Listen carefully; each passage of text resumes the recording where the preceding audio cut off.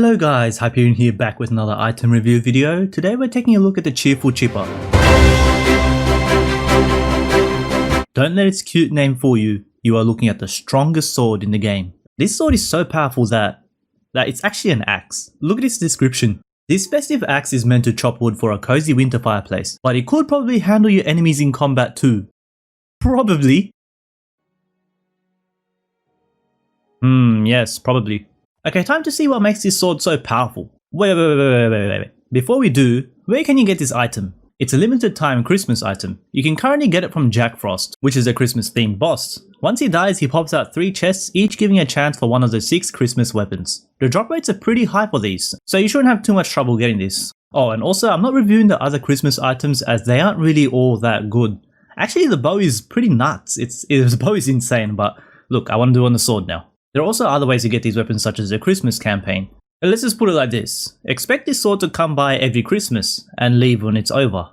Although there is one way to get access to this item all year round, and that's the Tinkerer. There's a quest to hand in a bunch of marks to get the Christmas weapon blueprint, so it'll reside in the item forge permanently, waiting to be crafted.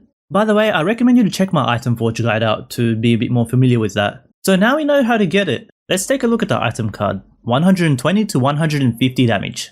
3 shots, 4.12 range, and a reduced 80% rate of fire.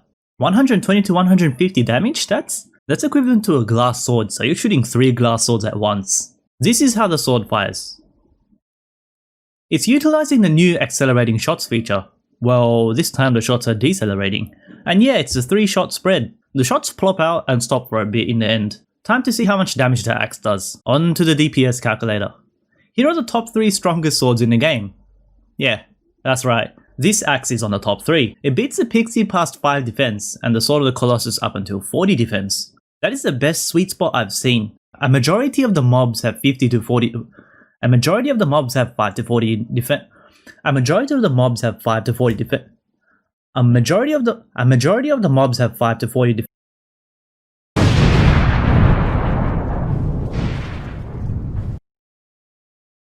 A majority of the mobs have 5 to 40 defense in beginner to mid tier content, so this sword wins there. And for endgame content, you'll always have a paladin giving everyone the damage buff, so it beats the Sword of the Colossus up until 50 defense. Slap in Expose and Armor Break and you got an absolute beast. The way I see it, this sword is a pixie enchanted sword but better. It pretty much always does more damage, and there's one more thing. Both these swords are similar to each other in terms of shot pattern, being spread shotguns. However, the spread of the Chipper is tighter. This matters because you need to land all your shots to actually deal the full DPS of both swords. The Pixie, with the wider shot spread, has about 1.8 to 2 true range to land all the shots. However, the Chipper has over 2.5 to 3 true range to land all the shots. That's a pretty big difference, as these are melee weapons, so a little means a lot when it comes to range. So this is what it looks like for the best in-slot swords at the moment.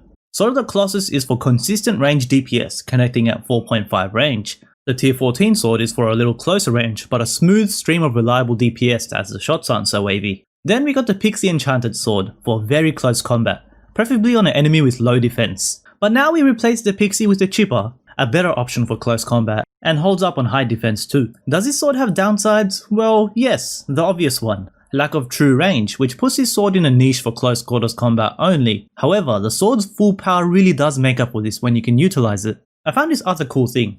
See how the shots linger? There's a very nice use for it. So we know we have to be really close for the enemy to make this weapon worthwhile. But going so close while rotating with the Void entity is just not gonna happen, be realistic. But with lingering shots, you can shoot a little ahead and the Void entity actually walks into all the shots. In this case, you are no longer in 2.5 range from the Void, you are the full 4.2 range away. Very nifty. I've been doing this a lot lately and it's so satisfying. So where would you want to use this item? I've already mentioned the Void, so that's one place. It's amazing in the shadows as you're mostly close to all the bosses there. It's good in the Godlands and any Godlands dungeons, as you're going to be a melee character wielding this weapon, so you'll be tanking a lot of shots, so you can be in close range without any fear. I mean, the list is huge. If you feel you can close in at 2.5 range, use this sword. Axe. Also, be creative, use the lingering shots too, like I did with the Void. Here is some quick gameplay showcasing the sword's immense power.